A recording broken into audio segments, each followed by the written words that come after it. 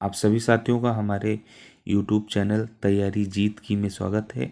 हम आज आपके लिए लेकर आए हैं हिंदी के महत्वपूर्ण प्रश्नों का सेट, जो आपके उत्तर प्रदेश पुलिस भर्ती 2024 के लिए महत्वपूर्ण होगा। तो आइए प्रारंभ करते हैं क्वेश्चन नंबर 1 से। हमारा क्वेश्चन नंबर 1 है, किसी वस्तु, व्यक्ति और स्थान के नाम को क्या कहते हैं? सर्वनाम, संधि, संज्ञा या क्रिया? तो आप सभी जानते होंगे किसी व्यक्ति, वस्तु या स्थान के नाम को संज्ञा बोला जाता है। तो इसका ऑप्शन नंबर 3 सही हो जाएगा, संज्ञा। प्रश्न नंबर 2 की तरफ बढ़ते हैं। प्रश्न नंबर 2 है कि प्रत्यय का प्रयोग होता है। प्रत्यय का प्रयोग शब्द के आरंभ में होता है, शब्द के मध्य में होता है, शब्द के अंत में होता है, आदि और अंत दोनों में होता है। तो प्रत्यय जो है शब्द के अंत में होता है और उपसर्ग जो है शब्द के पहले होता है। तो यहाँ पर ऑप्शन नंबर 3 हमारा सही जवाब हो जाएगा, शब्द के अंत में। आइए प्रश्न नंबर 3 की तरफ बढ़ते हैं। प्रश्न नंबर 3 हमारा है, अकर्मक का विलोम होता है।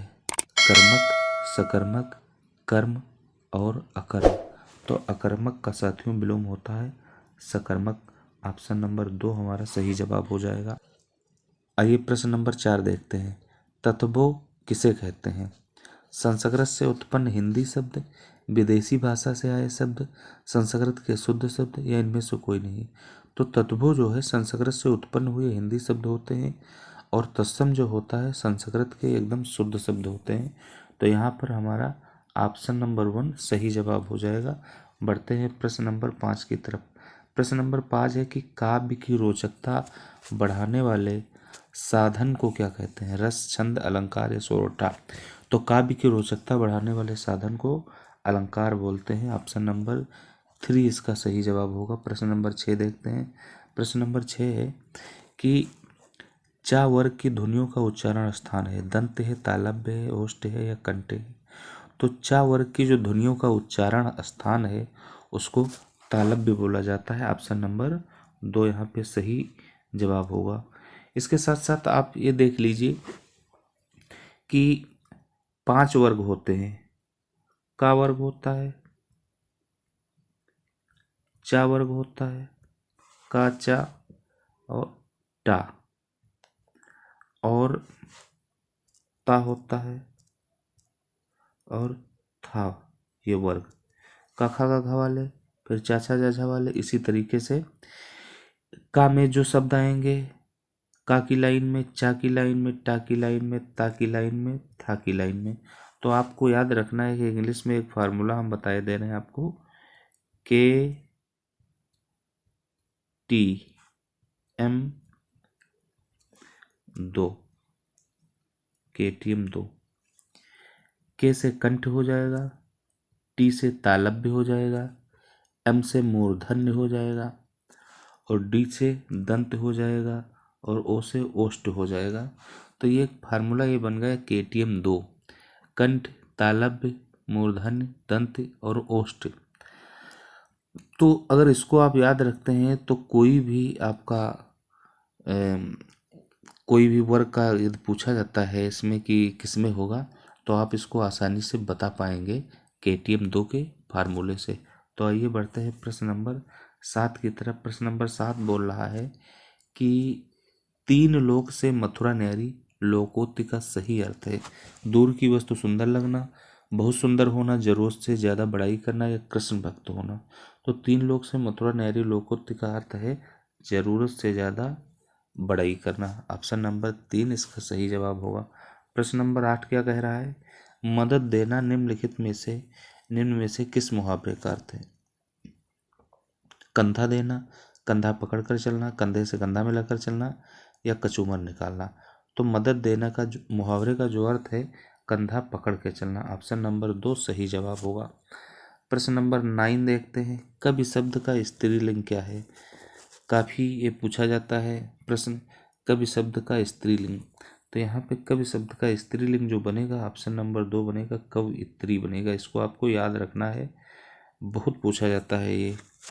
प्रश्न नंबर 10 देखते हैं। प्रश्न नंबर 10 कह रहा है कि लोहे के चने चबाना लोकोक्ति का अर्थ है। भूखा रहना, घोर कठिनाई का सामना करना, परिश्रम से घबराना या पराजित होना। तो लोहे के चने चबाना का जो अर्थ होता है ये घोर कठिनाई का सामना करना। ऑप्शन नंबर 2 इसका सही जवाब बनेगा। प्रश्न नंबर 11 देखते हैं। स्थावर का विलोम होता है सूचल, चंचल, चेतन या जंगम। स्थावर का मतलब होता है स्थिर रहना, इसका जो विलोम बनेगा जंगम होता है, जंगम। ऑप्शन नंबर 4 इसका सही जवाब बनेगा। प्रश्न नंबर 12 की तरफ बढ़ते हैं। कान भरने मुहावरे का सही अर्थ है। कान भरना मुहावरे का सही अर्थ है कान पकना, कान में दर्द होना, चुगली करना या गीत सुनाना। तो कान भरना मुहावरे का जो सही अर्थ है ये होता है चुगली करना। ऑप्शन नंबर 3 इसका सही जवाब बनेगा। प्रश्न नंबर 13 देखते हैं। विद्यादान का समास विग्रह है। तो विद्यादान का जो समास विग्रह बनेगा, विद्या को दान, विद्या का दान, विद्या से दान, तो यहाँ बनेगा विद्या का दान। विद्यादान का समास विग्रह होगा विद्या का दान। ऑप्शन नंबर 2 सही जवाब हो जाएगा, विद्या का दान। प्रश्न नंबर 14 देखते हैं। तत्सम शब्द का चयन कीजिए। अकाज, आम, आषाढ़ और आश्रम। तो यहाँ पर जो तत्सम है, तत्सम का मतलब जो संस्कृत भाषा से ज्यों के त्यों इस्तेमाल होते हैं शब्द, उन्हें तत्सम बोला जाता है। तो यहाँ पे आश्रम जो है सही जवाब होगा। ऑप्शन नंबर 4 इसका सही जवाब बनेगा। प्रश्न नंबर 15 देखते हैं। शब्दों का कौन सा जोड़ा शेष से भिन्न है। सुख दुख है, सजाया संवारा, घास फूल, कंकड़ पत्थर। तो कंकड़ पत्थर एक ही चीज है, घास फूल भी एक ही चीज है लगभग, सजाया संवारा भी एक ही चीज है। सुख दुख, सुख और दुख एक दूसरे के विलोम है, तो यहाँ पर पहला ऑप्शन सही होगा, यही भिन्न है, सुख और दुख। प्रश्न नंबर 16 देखते हैं। देशभक्ति में कौन सा समास है। तत्पुरुष समास, द्विगु समास, कर्मधारय समास, बहुब्रीहि समास। देश के लिए भक्ति, तो यहाँ पर तत्पुरुष समास होगा। ऑप्शन नंबर 1 सही जवाब होगा, तत्पुरुष समास है देशभक्ति में। प्रश्न नंबर 17 देखते हैं। कमल नयन में कौन सा अलंकार है। रूपक, अनुप्रास, उपमा, संदेह। कमल नयन, नयन कैसे हैं, कमल के समान है, तो यहाँ पर उपमा दी गई है। नयनों की जो उपमा है कमल से दी गई है, तो उपमा अलंकार हो जाएगा। ऑप्शन नंबर 3 हो जाएगा सही। प्रश्न नंबर 18 देखते हैं।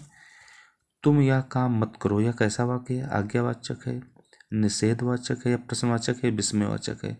तुम यह काम मत करो, काम करने के लिए मना किया गया है, यानी निषेध किया गया है, तो ऑप्शन नंबर 2 सही जवाब हो जाएगा, निषेधवाचक वाक्य है। प्रश्न नंबर 19। निम्नलिखित में से कौन सा शब्द बहुवचन नहीं है। बाल, हस्ताक्षर, दर्शन या जनता। तो साथियों इसमें जो जनता है यह बहुवचन नहीं है, और सारे शब्द बाल, हस्ताक्षर और दर्शन यह बहुवचन में आएंगे, तो जनता सही जवाब होगा। प्रश्न नंबर 20। स्त्रीलिंग शब्द कौन सा है। स्त्रीलिंग कौन सा शब्द है। इसमें सील है, शक है, शराब है, शहद है। तो इसका जो सही जवाब होगा शराब। शराब पी जाती है, शराब पिया नहीं जाता है। शहद जो है खाया जाता है, तो यहाँ पे सही जवाब है शराब। प्रश्न संख्या 21 देखते हैं। श्री गणेश का विलोम शब्द है। श्री गणेश का विलोम शब्द श्री राधा, श्री देवी, विनाश, इत श्री। श्री गणेश का होता है अर्थ किसी कार्य को प्रारंभ करना, और इत श्री का होता है किसी कार्य को समाप्त करना, तो इसका विलोम शब्द बनेगा इत श्री बनेगा। ऑप्शन नंबर 4 इसका सही जवाब हो जाएगा। प्रश्न नंबर 22 की तरफ बढ़ते हैं। अंतराल का समानार्थी है। अंतराल का समानार्थी है। बाद का समय, पिछला समय, बीच का समय, आने वाला समय। तो अंतराल का जो मतलब होता है बीच का समय, तो समानार्थी इसका बनेगा बीच का समय। ऑप्शन नंबर 3 इसका सही जवाब बनेगा। प्रश्न नंबर 23 देखते हैं। जिसके पास कुछ ना हो उसको क्या कहेंगे। जिसके पास कुछ नहीं होता है उसको हम अकिंचन बोलते हैं, तो यहाँ पे पहला ऑप्शन सही हो जाएगा। निरामिष जो होता है वो उनके लिए बोला जाता है जो मांस नहीं खाता है, उसके लिए निरामिष बोला जाता है।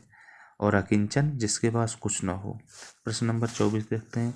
सुबह शाम करने का अर्थ होता है समय व्यतीत करना, आवारागर्दी करना, टाल मटोल करना, दिन रात काम करना। तो सुबह शाम करने का मतलब होता है टाल मटोल करना।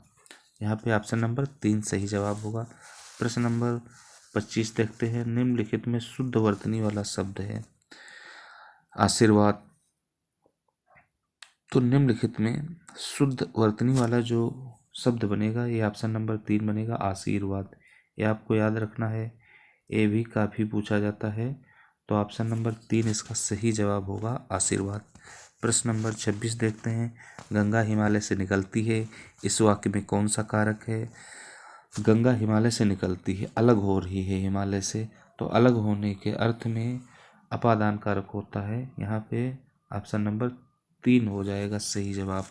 प्रश्न नंबर 27 देखते हैं। प्रश्न नंबर 27 वह धीरे धीरे जा रहा है, वाक्य में रेखांकित पद है वह धीरे धीरे जा रहा है। जैसे यदि कहा जाए वह जा रहा है और वह धीरे धीरे जा रहा है, तो यहाँ पे जा रहा जो है क्रिया की विशेषता बता रहा है धीरे धीरे, रेखांकित पद धीरे धीरे क्रिया की विशेषता बता रहा है। तो यहाँ पर सही जवाब होगा क्रिया विशेषण, ऑप्शन नंबर 3 इसका सही जवाब बनेगा। प्रश्न नंबर 28 देखते हैं। किसान से बना किसानी शब्द क्या है? सर्वनाम है, विशेषण है या क्रिया विशेषण है? तो किसान से बना शब्द जो है ये विशेषण है, तो यहाँ पे ऑप्शन नंबर 2 सही हो जाएगा, ये विशेषण है। प्रश्न संख्या 29 देखते हैं। करुणा शब्द है, प्रविशेषण है, भाववाचक संज्ञा, विशेषण है या क्रिया है?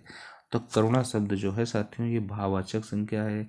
जैसे करुणा हो गया या प्रसन्नता, खुशी हो गई, तो इस तरह के जो शब्द होते हैं ये भाववाचक संज्ञा में आते हैं। प्रश्न नंबर 30 देखते हैं। निम्नलिखित में से कौन सा शब्द तत्सम है?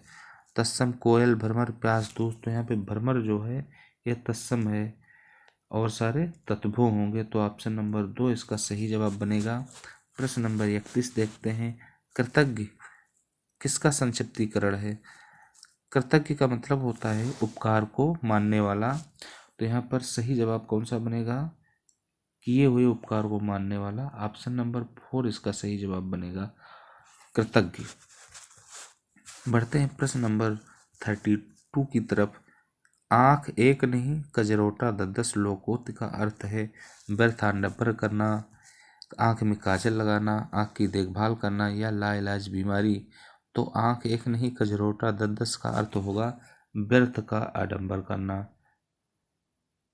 पहला ऑप्शन इसका सही हो जाएगा, व्यर्थ का आडंबर करना।